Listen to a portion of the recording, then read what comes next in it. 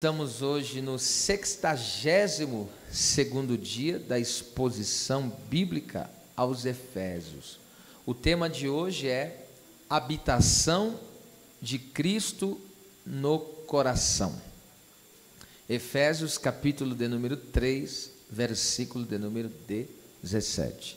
Diz o texto bíblico: para que Cristo habite pela fé no vosso coração, a fim de, estando arraigados ou enraizados e fundados em amor.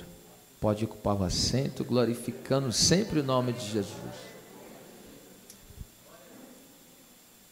Nesta oração de Paulo, vemos uma sincronia perfeita em Deus, pois o apóstolo se dirige ao Pai, que conceda segundo as suas riquezas, por meio do Espírito Santo, fortalecer os crentes com poder, e para que Jesus Cristo estabeleça a sua presença em seus corações.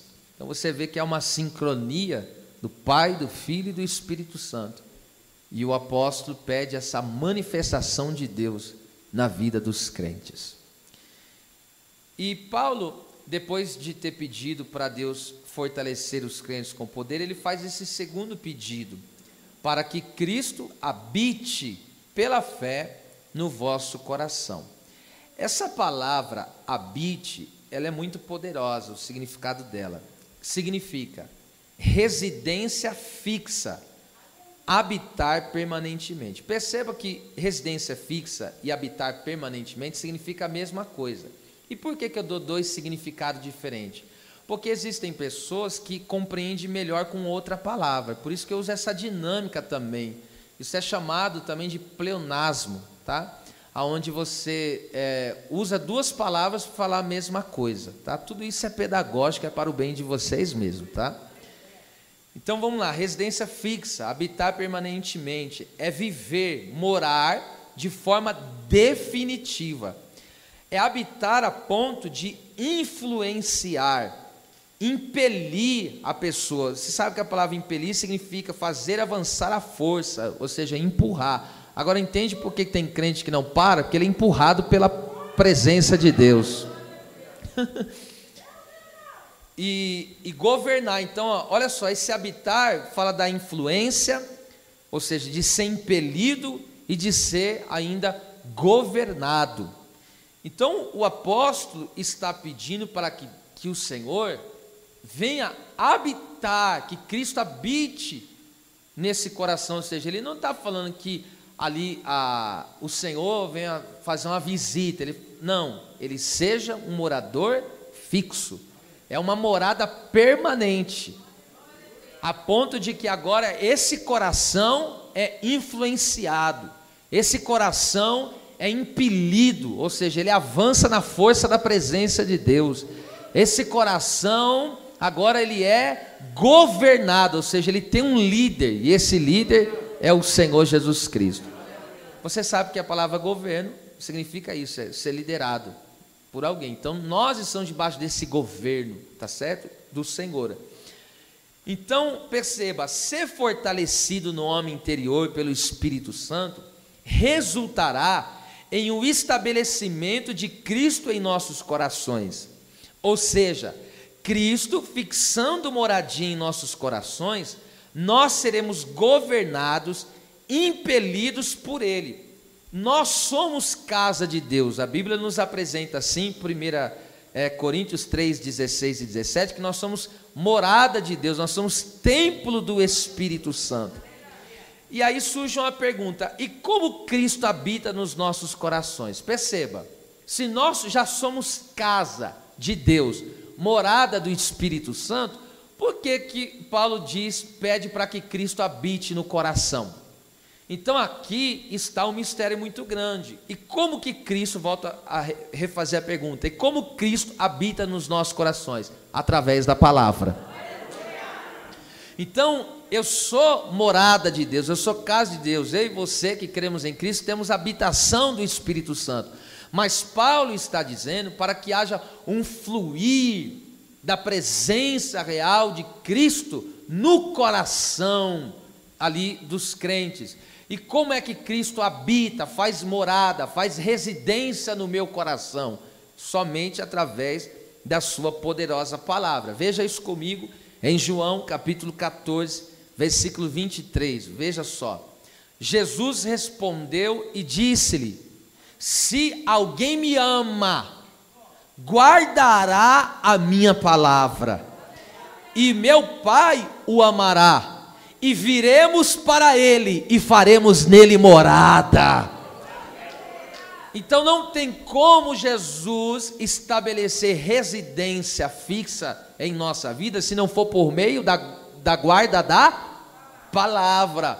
Então Cristo não permanecerá em uma pessoa, ou seja, a pessoa não terá o governo de Cristo, não terá a influência de Cristo, não será impelido por Cristo, se ele não reter a palavra. E essa palavra guardar no original é justamente guardar, vigiar, é manter os olhos em cima.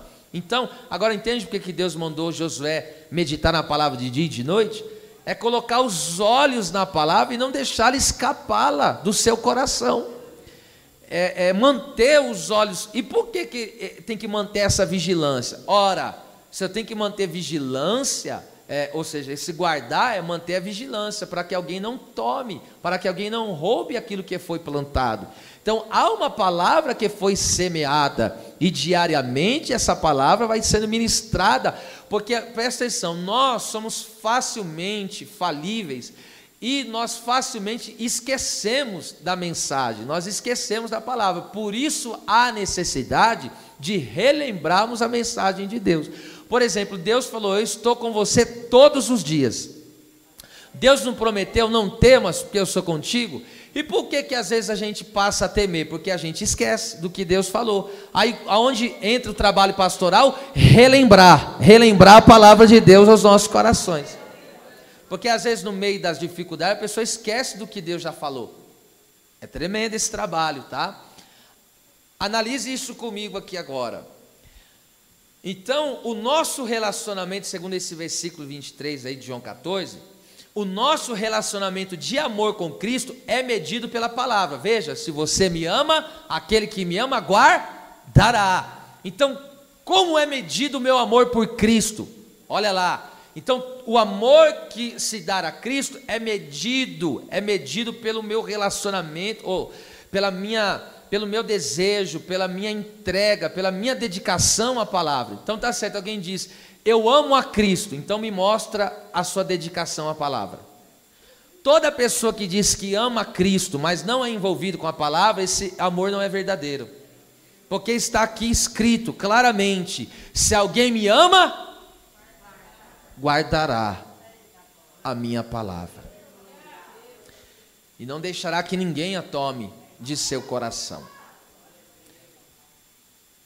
Então não tem como dizer que ama a Cristo dando pouca ou nenhuma importância à santa palavra de Deus.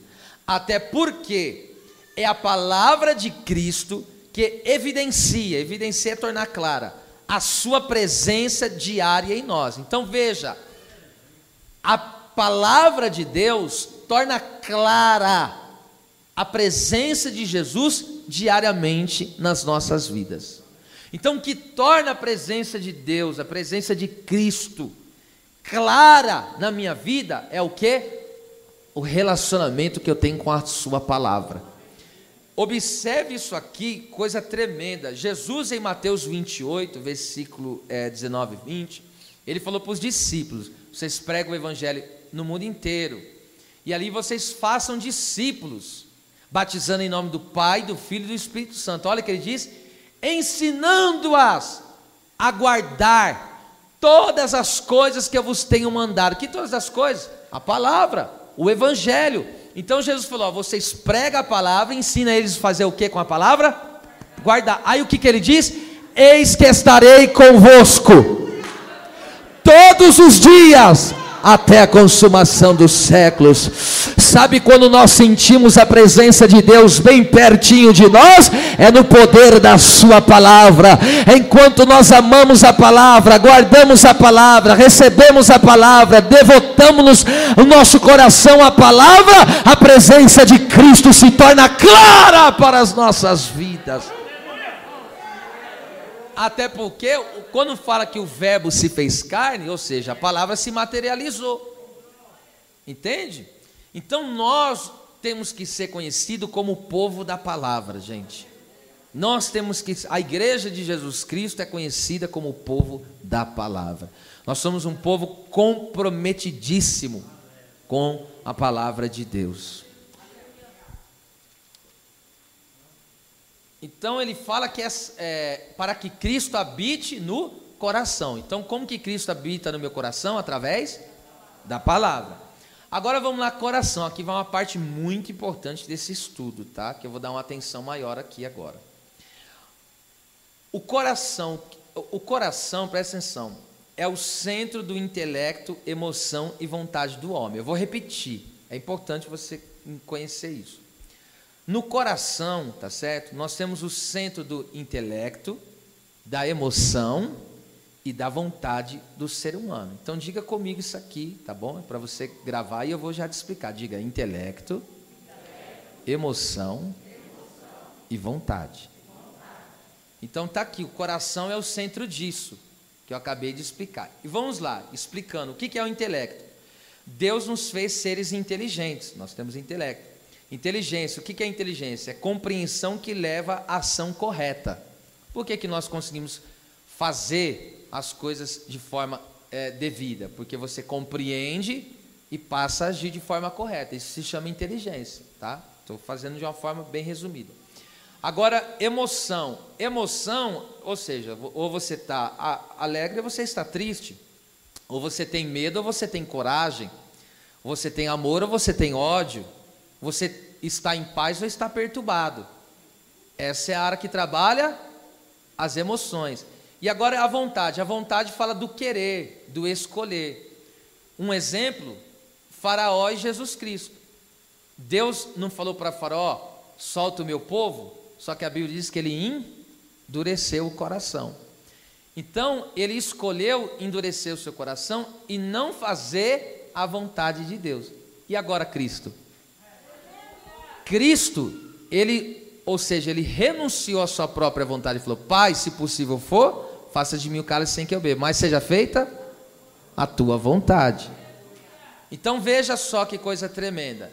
Então o centro, presta atenção, o coração é o centro do intelecto, da emoção e da vontade, tá certo?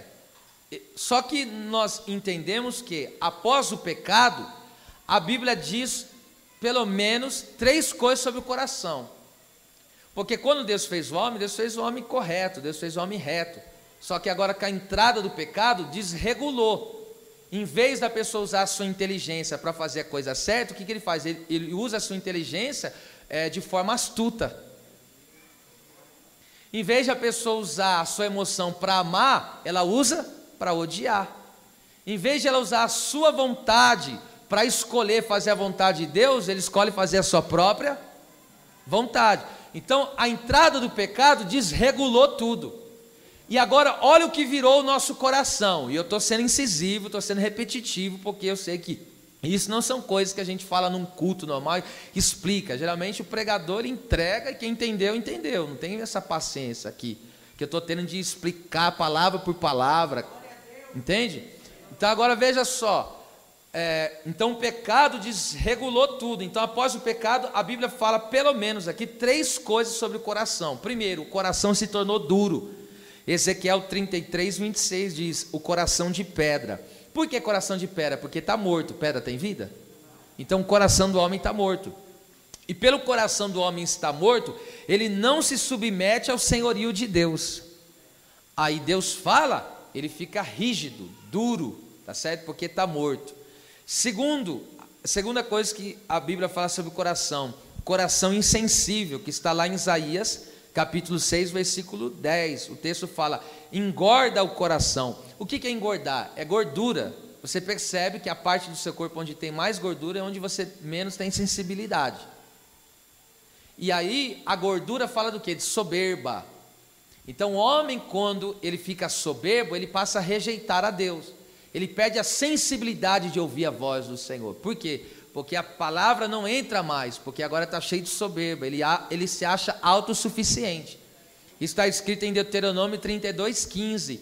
Jesurum, o nome poético de Israel, engordando deu coice. O que é engordando? Ficou soberbo, agora estava na terra prometida, a terra manava leite e mel, eles tinham dinheiro, eles tinham propriedade. Agora falou, para que eu vou buscar Deus? E fazia assim com Deus.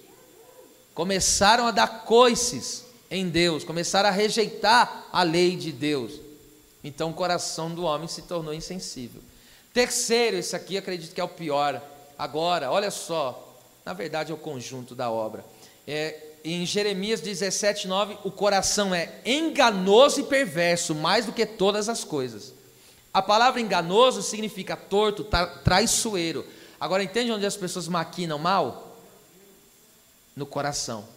Veja só, a palavra perverso significa doente, incurável, desesperadamente malvado. Olha o que a Bíblia diz do coração: coração duro, coração insensível, coração torto, traiçoeiro e irremediável. Ou seja, para o coração do ser humano não tem cura. Sabe o que a Bíblia está dizendo a respeito do coração dos seres humanos? O coração dos seres humanos não tem cura. Pastor, calma que você já vai entender por que não tem cura. Não tem cura. Deus não cura o coração do ser humano, nesse sentido que eu estou falando aqui. Por que Deus não cura? Porque Deus faz transplante.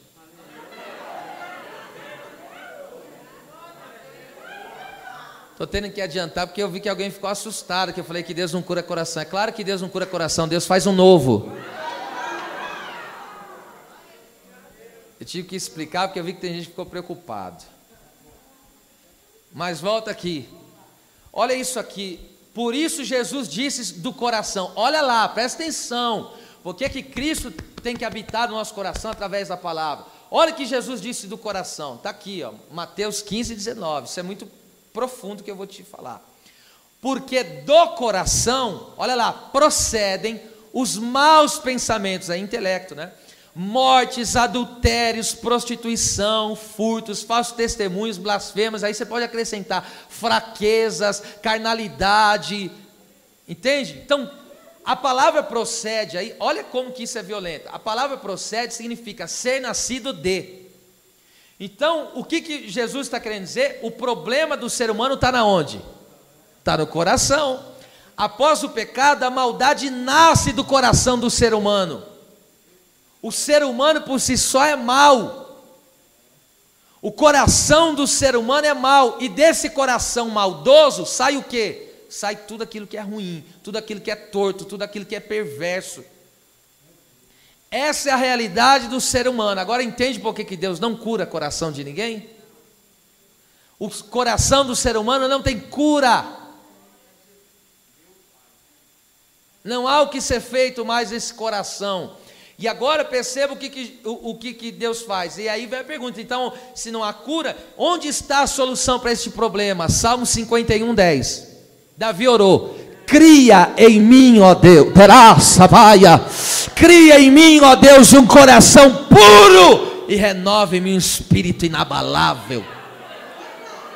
A palavra cria ali no original é bara, é a mesma palavra que é usada para quando Deus cria do nada os céus e a terra. Então, em outras palavras, Deus está dizendo que eu não curo o seu coração, eu crio um novo coração.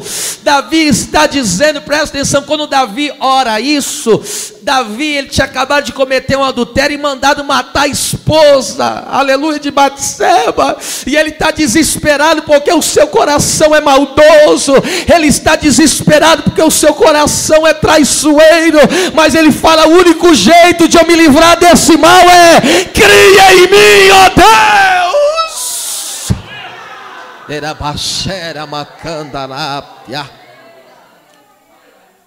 Então a única solução para o ser humano é nascer de novo. Deus cria um novo coração no novo nascimento.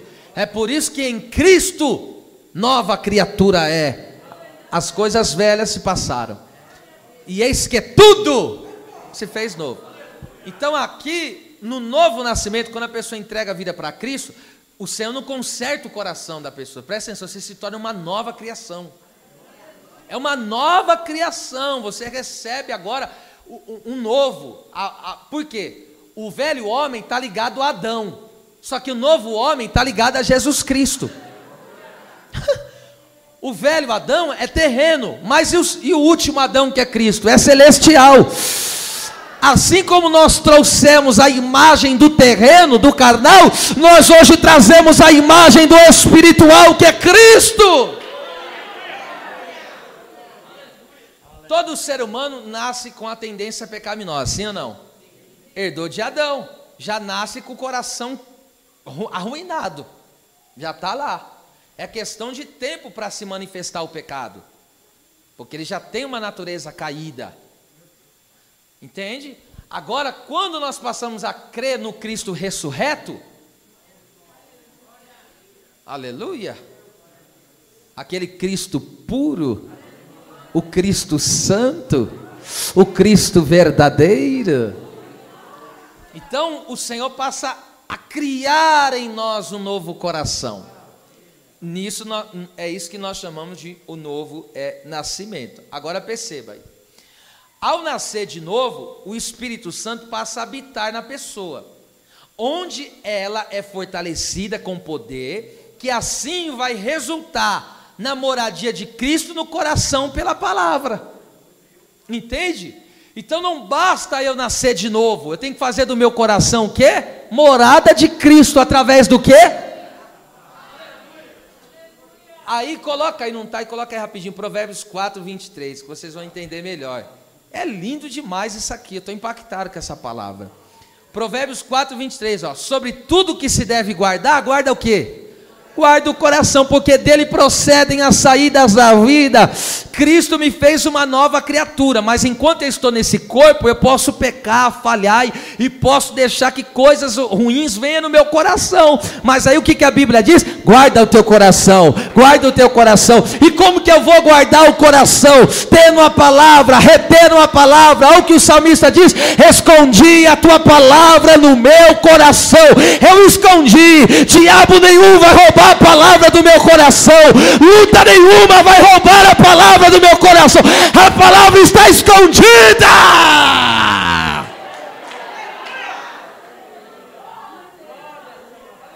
Então eu faço do meu coração a moradia da palavra. Então só assim eu poderei guardar o meu coração. Aí de repente no meio da caminhada você falou mal de alguém, tem sujeira no coração, porque daquilo que está cheio o coração fala a boca. Agora você entende o crente que não para de dar glória? Entendeu o que está dentro do coração dele?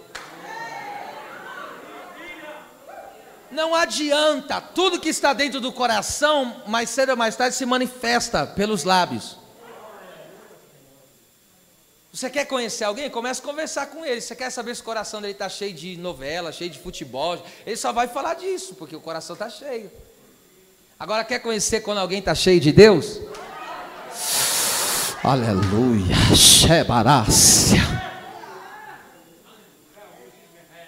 Então tudo que se deve guardar, guarda o quê? O coração, porque dele procedem as saídas da vida. Aí vamos lá, o que eu estou dizendo, pode acontecer que o inimigo lançou uma tentação, a pessoa acabou caindo, acabou fazendo coisa errada, e aí manchou o coração. E aí o que eu faço? Como a palavra é moradora do seu coração, João 15:3, vocês estão limpos pela palavra. É por isso que a palavra tem que habitar. Então presta atenção, Cristo ele habita no nosso coração pela palavra. Aí quando ele vê que alguma manchinha apareceu, ou seja, a pessoa foi ofendida, não liberou perdão, ali apareceu uma mancha. Aí o que a palavra faz? Dá logo uma jatada de água lá naquele coração.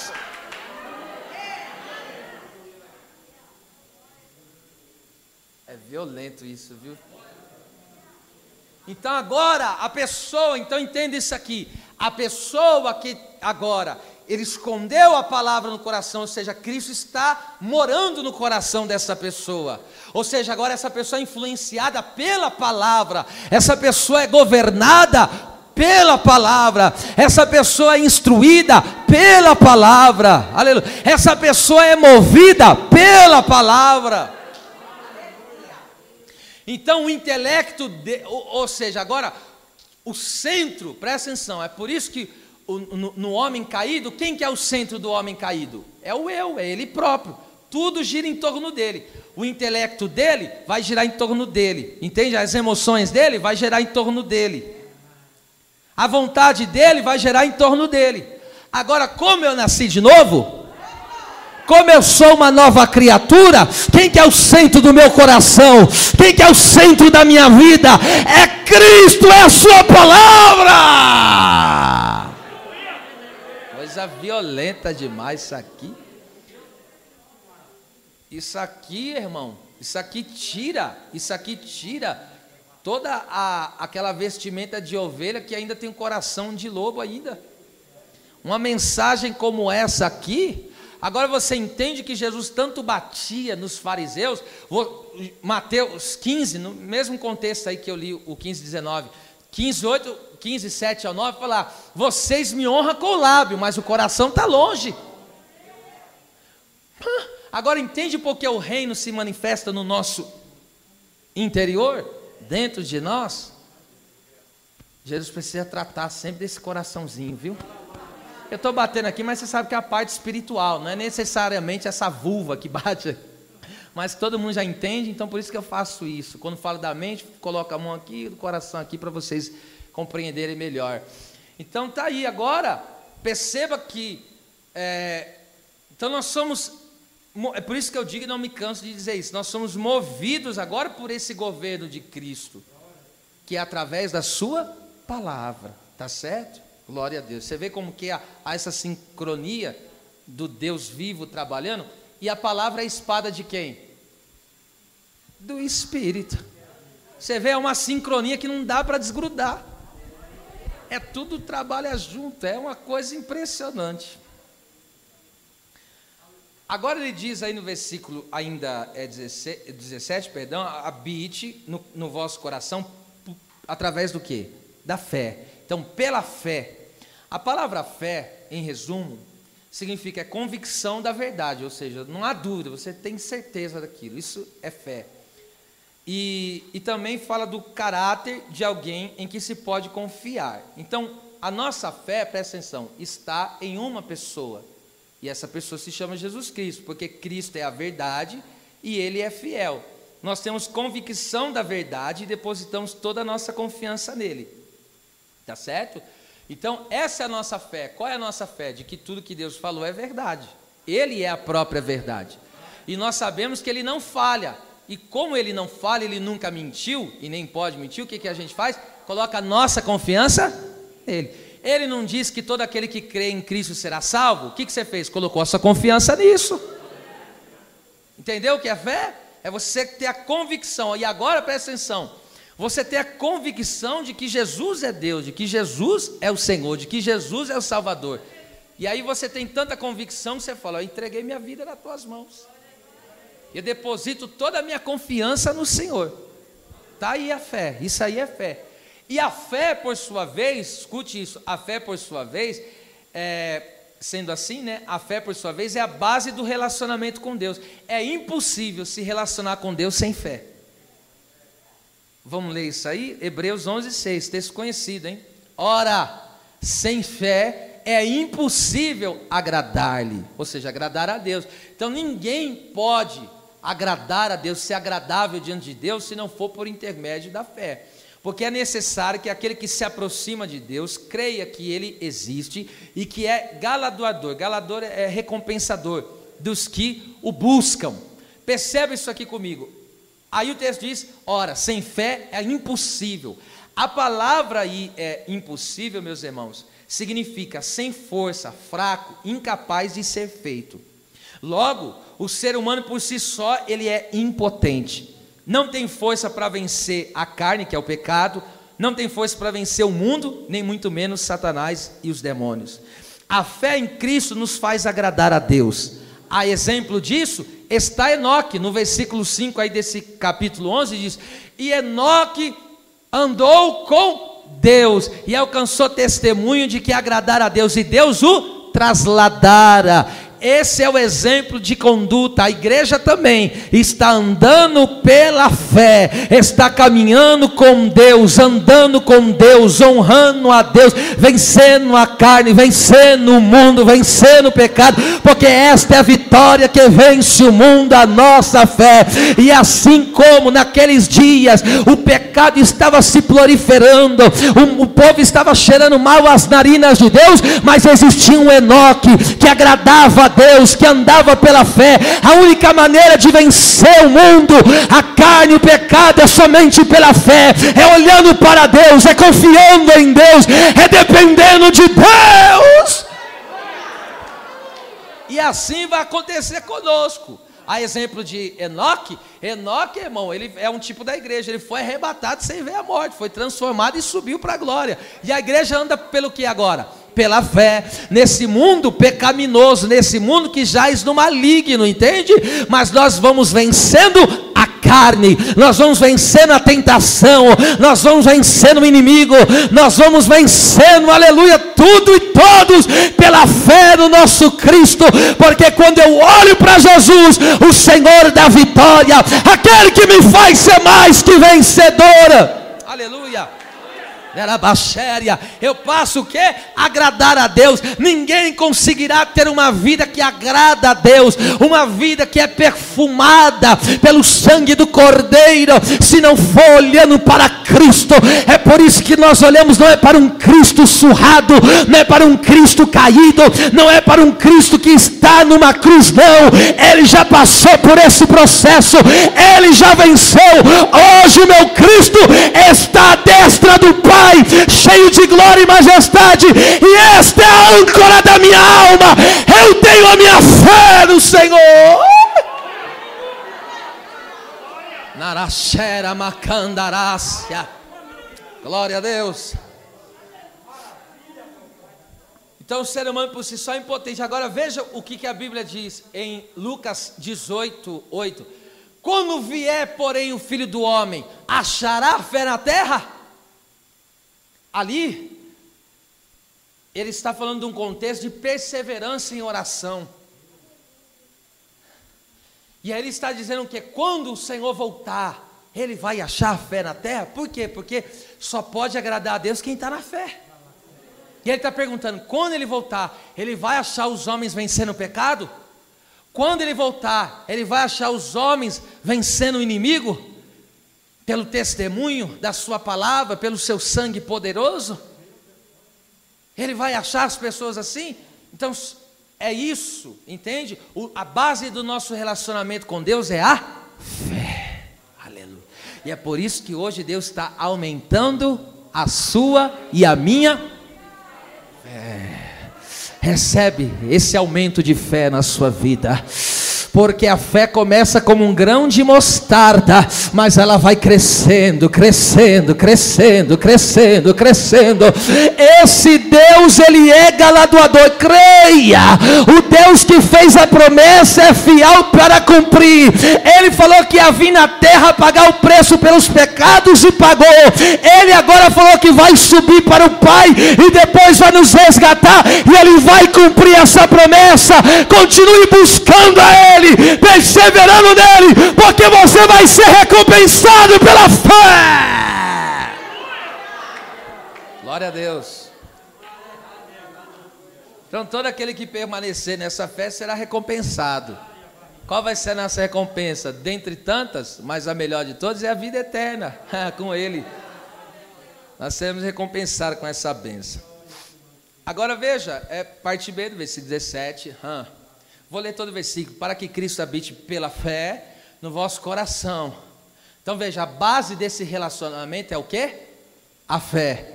Agora vê, tem como separar a palavra da fé? Está vendo que é uma engrenagem toda aí, ó? Porque eu só tenho fé por causa do quê? Da palavra, meu. Aleluia.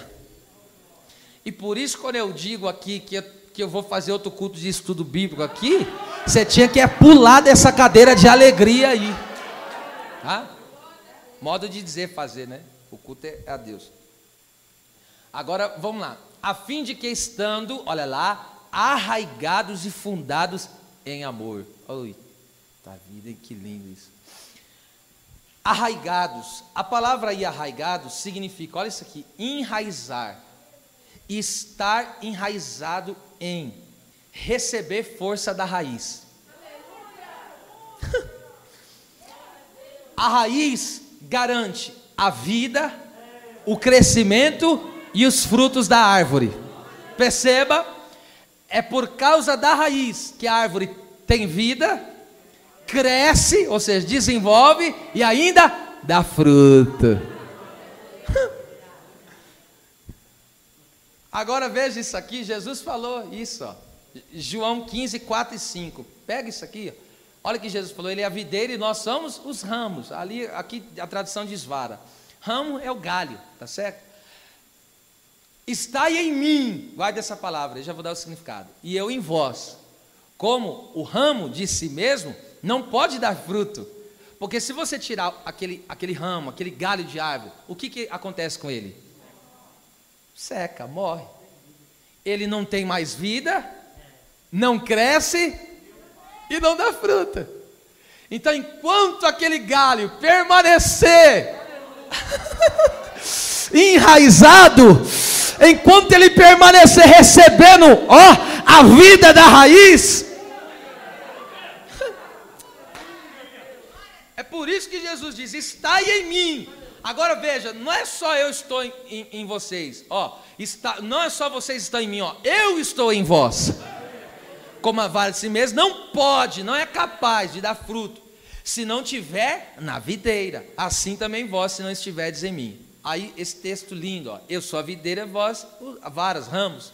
Quem está em mim e eu nele, esse te dá muito fruto, ele é forte. Porque sem mim nada podereis fazer.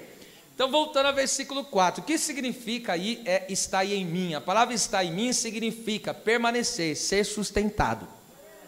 Então, quando você permanece enraizado em Cristo, você permanece sustentado. O que é sustentado, irmão? Sustentado é alguém que é alimentado. Por que a pessoa se sustenta? Porque está alimentado, tem alguma coisa alimentando ela. Agora entende por que você está de pé? Porque você está recebendo força da onde? Da raiz, olha a raiz ministrando força em você aí, a raiz. Está em mim, então nós estamos recebendo essa vida da raiz, essa força da raiz, tá certo? E nós somos sustentados pela raiz que é Cristo. Oh meu Deus, eu fico fascinado com essas coisas. Aí Jesus diz, porque sem mim nada podereis. A palavra podereis aí significa ser capaz de fazer, ser suficiente para. Então ele está dizendo que se não tiver na raiz, a pessoa ela não tem capacidade de fazer, ela não tem suficiência para nada. Agora, quando eu estou em Cristo, eu estou enraizado em Cristo, eu não só estou sendo sustentado, eu não só estou sendo alimentado para permanecer, não, agora eu começo a crescer, agora eu começo o quê? A aparecer os frutos, não é só folha que aparece na árvore, não é só aparência, não tem fruta aparecendo, aleluia. Aquele que está enraizado em Cristo, recebe a própria vida de Cristo, a vida que está em você não é sua, a vida que opera em você é a vida de Cristo. Você vive por Cristo, você vive para Cristo, você vive através de Cristo. Sabe por que você cresce? Sabe por que você desenvolve? Você não parou no tempo, está crescendo, está desenvolvendo, está se fortalecendo. Por quê? Porque tem raiz, e a sua raiz é Cristo. Sabe por que você dá fruto digno de arrependimento? Porque você tem raiz. Aleluia, Anás. Quem está sentindo a força da raiz aí? Eu vou perguntar e você grita bem forte: qual é o nome da raiz? Não, você falou fraco demais. Qual é o nome da raiz? Jesus, Ele é nossa raiz, aleluia. Nós não temos vida própria, é como aquela vara de Arão era seca, mas quando ela foi enxertada, quando ela foi ali plantada na presença do Senhor, ela produziu flores, frutos, amêndoas, renovo. É só assim para o crente florescer. Recebe essa força. Ah, que coisa maravilhosa. Agora entende onde está o nosso desenvolvimento espiritual? Ninguém pode desenvolver espiritualmente se não estiver enraizado no Senhor. Aleluia. Já pensou agora? Agora pensa aqui comigo. O que é, para você entender, a vida que nós temos é a vida de quem? De Cristo. E eu pergunto para você, qual que é o último inimigo a ser vencido? Quem lembra? A morte. Agora eu digo, a morte pode vencer Cristo? Então, se nem a morte pode vencer a vida que é Cristo, você não pegou essa. Eu estou dizendo que o maior de todos os inimigos a ser vencido, que no caso é a morte, Cristo já venceu ele. Se até o maior Cristo já venceu, o que dirá essa situação que você está passando?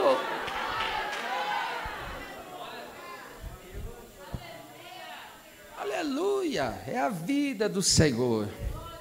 Oh, meu Deus.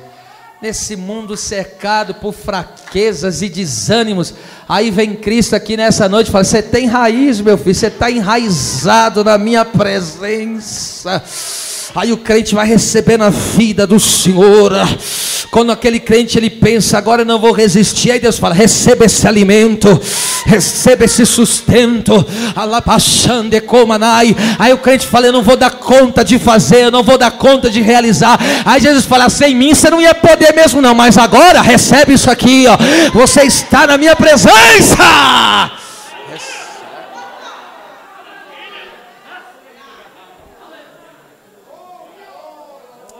Quantas vezes a gente diz na nossa vida: isso aqui eu não dou conta não, hein?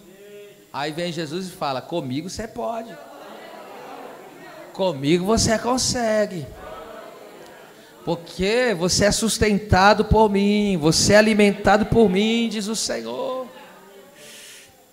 E aí ele diz, olha só que lindo, agora ele diz fundados, né?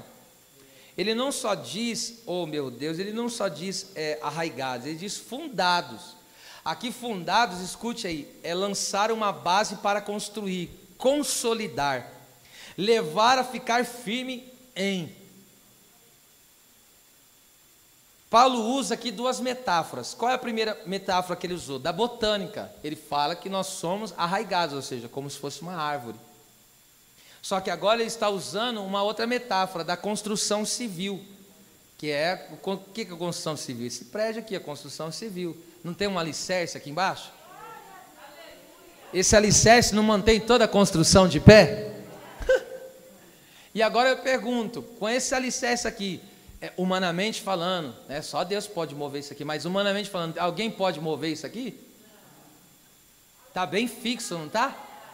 Por quê? Porque está fundado.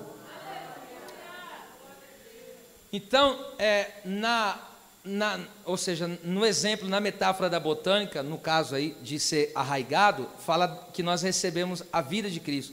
E agora, de nós sermos construídos sobre Ele próprio, que é Cristo, né? Ele que é o nosso alicerce seguro, isso está falando da estabilidade, está falando de ser consolidado, de ser uma pessoa estável. Ou seja, não ser movido por nada. Veja isso comigo, esse texto conhecidíssimo, Mateus 7, 24 e 25. Todo aquele, pois, que escuta as minhas palavras, essas minhas palavras, e as pratica, assemelhá-lo-ei ao homem prudente, que edificou a sua casa sobre a rocha.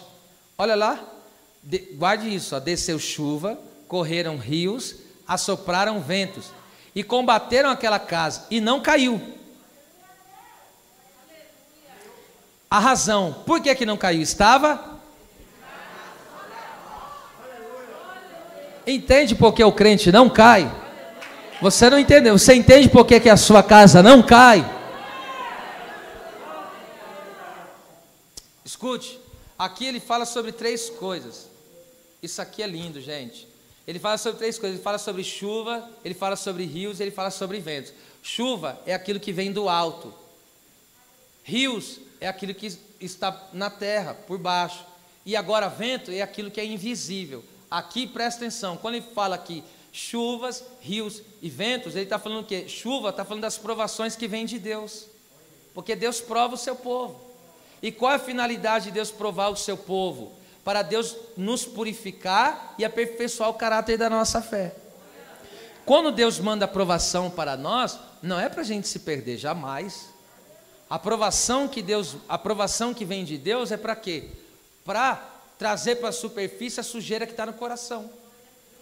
Deuteronômio 8, te levei no deserto e te humilhei e te provei, para saber o que estava. Deus não sabe? Sabe. Mas o que ele quer dizer? Ele quer me mostrar o que está no meu coração. Ele quer trazer para a superfície algo ruim que está no meu coração, para que eu veja e reconheça. É verdade, tem sujeira aqui. Porque Deus só pode tocar onde você reconhece.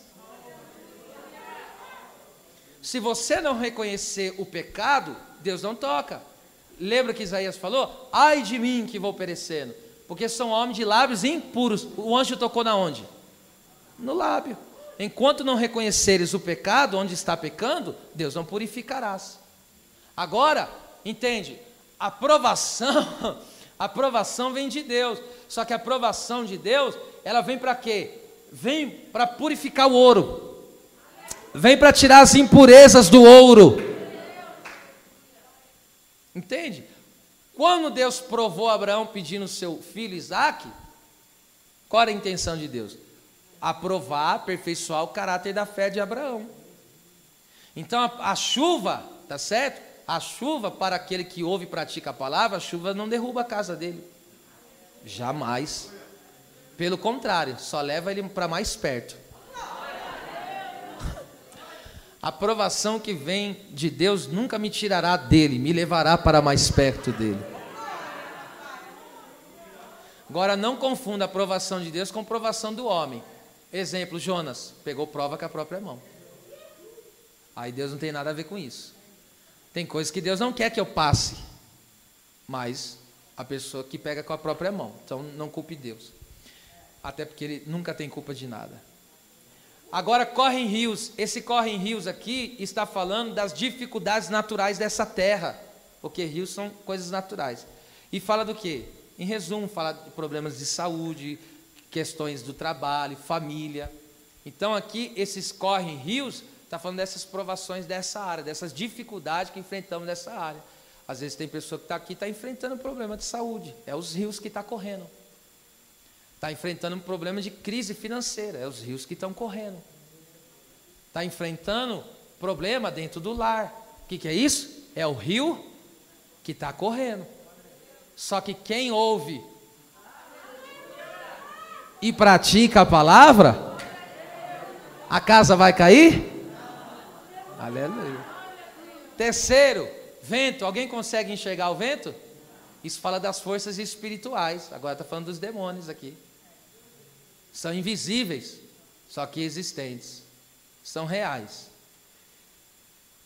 Então fala das lutas espirituais que nós enfrentamos. Agora presta atenção, quando estamos enraizados, recebendo a vida da raiz, e fundamentados, que é construída a nossa vida em lugar sólido, que é Cristo, essas coisas não podem derrubar a nossa casa, que somos nós, a casa espiritual. Diga bem forte com a mão direita levantada: a minha casa não vai cair. Olha aí, eu ouvi um glória ungido aqui em cima, hein? Ela baixara, bacala, barasúpia. Olhe para a pessoa que está do teu lado e diga: a tua casa não cai. Diga para ele isso. Você não vai cair não. Não vai. Essa chuva não te derruba. Esses rios não te derrubam. Esses ventos contrários não te derrubam.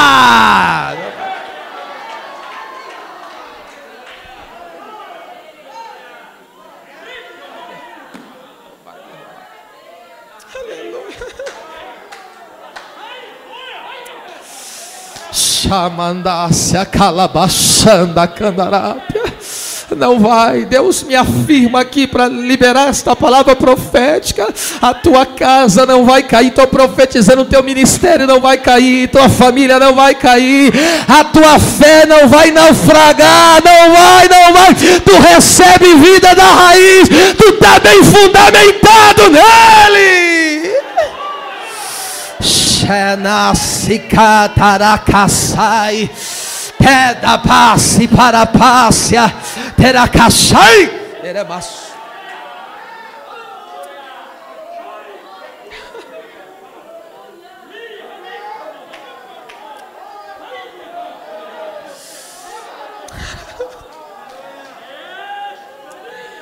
Aleluia. Aqui tem gente, aleluia, que o rio, você pensa, aqui no original, o rio fala transbordar, transbordar. Aqui tem gente que está vivendo um dilúvio de provação em sua vida, de dificuldade, é problema disso, problema daquilo, mas Deus já está dizendo para você, a tua casa não cai, a tua casa não vai cair, não vai cair, não vai cair, eu te afirmo em nome de Jesus, a tua casa não vai cair. Era machandaraia,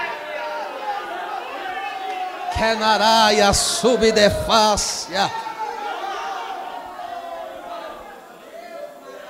Que Deus nos ajude. Então tem raiz e tem fundamento. Ele está falando de vida e de coisa consolidada. É assim que Deus está deixando a nossa fé aqui nesta noite. Uma fé robusta, consolidada. Oh Deus, eu te glorifico. Ah, meu Deus. Ao olhar para a nossa impotência e fragilidade, eu falo, meu Deus. Oh Senhor. Mas aí quando eu venho num culto como esse, e a palavra dele começa a jorrar dentro de mim, ó. Aí o Espírito Santo vem fortalecendo. Aí Cristo vem manifestando a sua influência. Aí o crente que chegou para baixo, se arrastando, aí vem Deus com o governo da sua palavra. Pega e empurra o crente. Vai.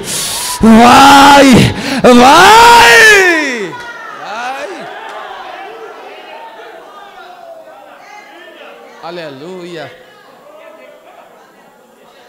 Aleluia, glória a Deus. Deus seja louvado.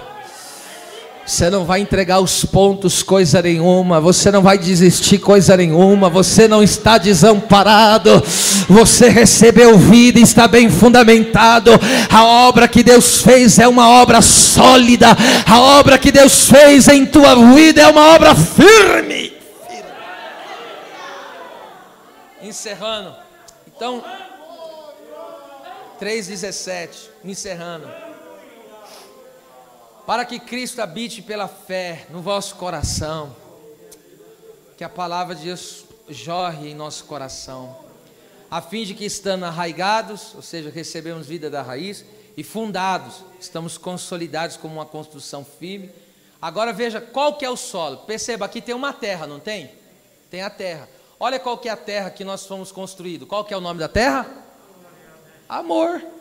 Esse é o solo, presta atenção. Esse é o solo que nós somos plantados e somos construídos. Qual que é o solo? Essa é a terra de Deus. Agora eu te digo, da onde que a raiz puxa? Da onde que a raiz puxa? As vitaminas, tudo. Da onde que a raiz puxa? Do quê? Do solo.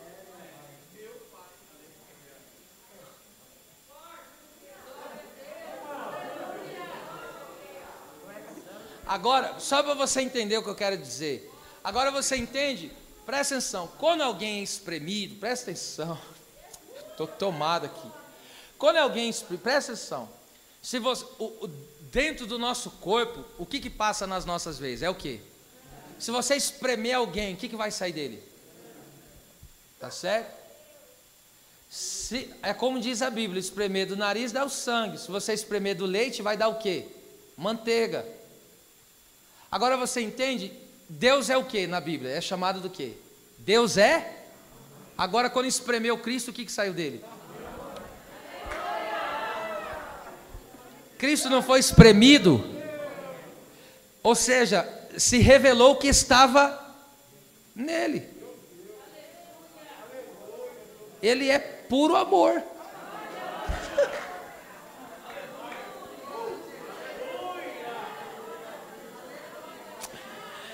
Este é o solo que fomos plantados e construídos no amor de Deus. Nesse versículo, perceba, Paulo falou de fé e de amor. Ele fala de fé e de amor. Porque a fé opera, funciona eficazmente por amor. Está escrito em Gálatas 5:6, a parte final. Diz lá, a fé só funciona, a fé genuína, a fé verdadeira, ela funciona por amor. Então, o que faz com que a fé funcione bem? O que faz com que a fé seja uma fé que funcione verdadeiramente, que não seja uma fé fingida, mas que seja uma fé real, que seja uma fé verdadeira? O que é? O amor. Toda a fé genuína, ela é operada pelo quê? Pelo amor. Veja isso. É por isso, presta atenção, é por isso que sem o amor, de nada vale a fé. Por exemplo, 1 Coríntios, eu vou dar só uma pincelada, porque nessa epístola ainda nós vamos tratar muito sobre amor, eu só estou dando uma pincelada hoje aqui. Em 1 Coríntios 3, versículo 1 e 2, ele diz lá, ainda que eu falasse a língua dos homens e dos anjos, sabe o que Paulo está dizendo? Ainda que eu falasse inglês, português, espanhol, ainda que eu falasse grego, hebraico, aramaico, traduzindo, e ainda que eu falasse o quê? As línguas espirituais, língua dos anjos, línguas espirituais. Aí ele diz, ainda que eu tivesse toda a ciência, ou seja, conhecimento de tudo, ainda que eu tivesse, em resumo, ainda que eu tivesse fé que transportasse montes, ou seja, fé para operar o sobrenatural. Só que se eu não tiver o amor, o que ele falou? Nada seria. Então, sem a base do amor, para Deus não vale nada. Ou seja, a pessoa pode fazer o que for, ela fala, eu estou fazendo isso aqui em nome da fé, porque eu creio, tá certo? Só que ela não está, o solo que ela foi construído não é o amor de Deus. Então essa fé não é uma fé verdadeira. Mais um exemplo aqui para você pegar. Veja só como que a fé só funciona, a fé genuína só funciona por causa do amor. João 3,16. Deus amou o mundo de tal maneira, Deus amou o mundo de tal maneira que deu o seu Filho unigênito, olha lá, para que todo aquele que nele não pereça, mas tenha vida eterna. Ou seja, eu só posso crer por causa do amor. Se ele não amasse, eu não teria fé. Eu não teria fé verdadeira. O que é a fé verdadeira? Existe um só Deus e um só mediador entre Deus e os homens, Jesus Cristo homem, só Ele pode salvar. Então, se eu fizer boas obras, eu sou salvo por fazer boas obras? Eu for um filantropo, chegar, dar dinheiro para todo mundo, fazer que nem o Silvio Santos. Ninguém vai falar mal de mim, né, irmão? Porque para não falar mal de você, só fazendo que nem o Silvio Santos. Distribuir dinheiro para os outros. Você já viu alguém falando mal de Silvio Santos, irmão? É difícil, hein?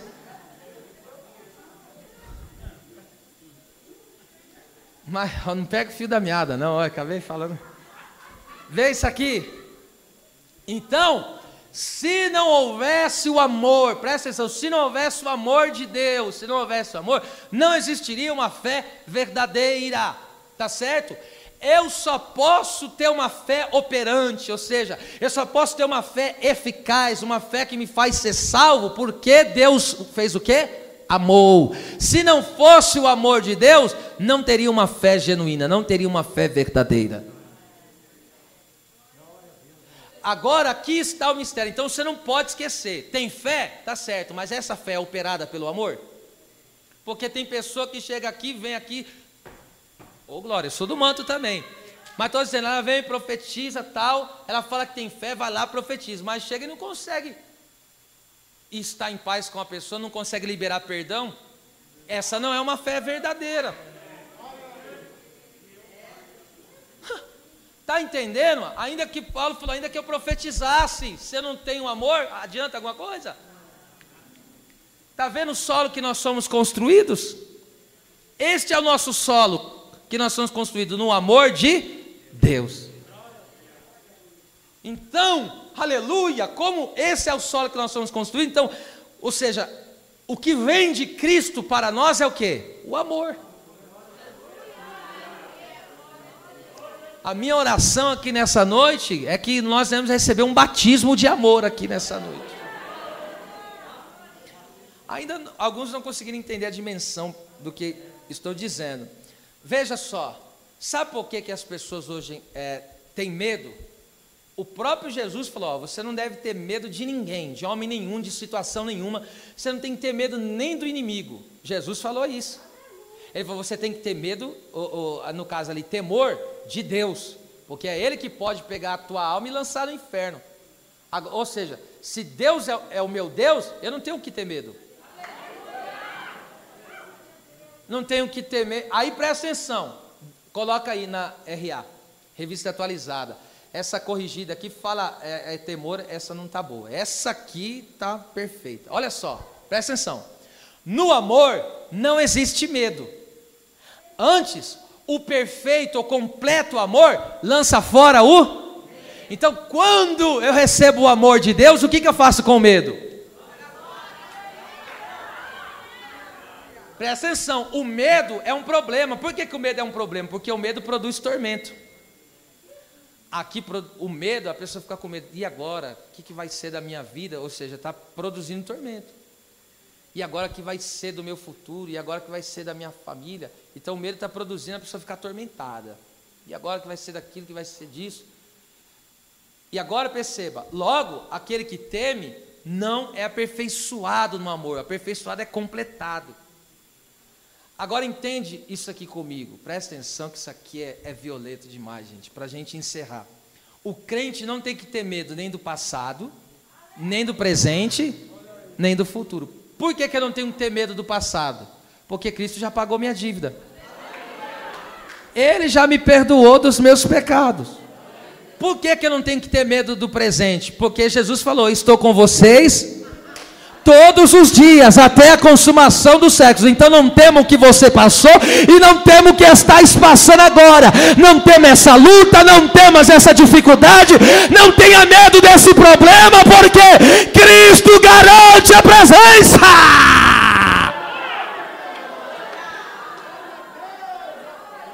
E agora, eu não tenho que ter medo do futuro. Por quê? Porque eu não estou em condenação. Ele me prometeu, quando eu voltar, não turbe vosso coração, não fique perturbado, credes em Deus, credes também em mim, na casa de meu Pai há muitas moradas. Oh, gente do céu, que solo maravilhoso. Menecivai tchokele façaio. Aleluia, então não temos o passado, Ele já pagou o preço por mim, ninguém tem mais que cobrar. Não temos o presente, porque Ele está comigo aqui agora. Não temos o futuro, porque já está garantido em Cristo Jesus. E aí o que sobrou para mim? Aleluia. Pois esta fé está enraizada, essa fé que eu estou falando aqui, está enraizada e fundamentada em amor. Agora entende que Paulo falou em Romanos 8, no cântico da vitória? Só vou falar a parte final. Nada, nem altura, nem largura, nem comprimento, nem principados, nem potestade, nem morte, nem vida, nem tribulação, nem perseguição, nada poderá me afastar do amor.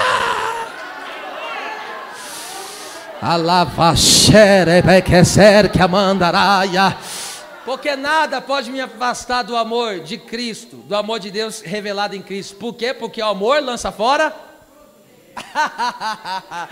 Aleluia. E você, o inimigo jogando umas lorotas para você, dizendo que você não ia chegar, dizendo que tu não ia vencer, dizendo que a tua casa não ia ser salva, dizendo tantas abobrinhas ali. Ele é o pai da mentira.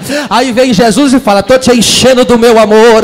Receba amor aí, ó. O que você está recebendo, o que eu estou recebendo é o amor do Senhor. O amor lança fora, joga todo medo, saia hoje em nome de Jesus. Oh meu Deus, quase voei agora. Aleluia. O amor joga fora. Então a pessoa que recebe o amor do Senhor, ela é o que? Aperfeiçoada. Você não vai ficar temendo o dia de amanhã, não vai ficar temendo o que passou, não vai ficar temendo o futuro, nem o presente, nada não vai temer, porque você está enraizado, você está fundamentado, e a palavra de Cristo, o próprio Cristo, habita em você, mora em você. Vai para cima, meu irmão, Deus é contigo. É contigo. Aleluia. Aleluia. Aleluia. Aleluia. Aleluia. Aleluia. Deus está arrancando esse medo, Deus está arrancando esse receio, Deus está arrancando essa preocupação. Essa doença não vai lhe vencer, essa dificuldade não vai lhe vencer, esse espírito do mal não vai te vencer. O amor joga fora. Esse medo, joga essa porcaria fora. Aleluia. É verdade ou não é que nós somos tentados a ter medo? Quem não tem? Quem não é tentado? Pedrão que o diga, né? Opa, sentiu o vento forte, veio o quê? O medo.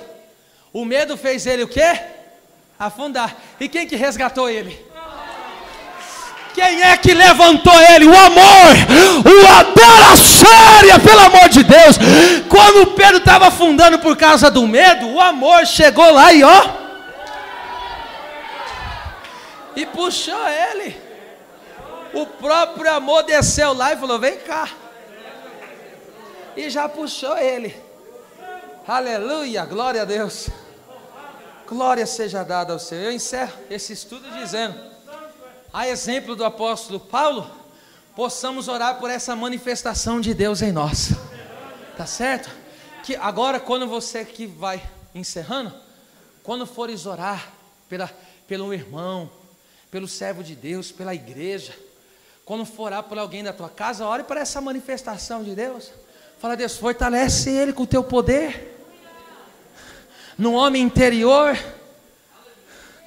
manifesta a tua palavra no coração dele, enraiza ele, fundamenta ele no solo do teu amor.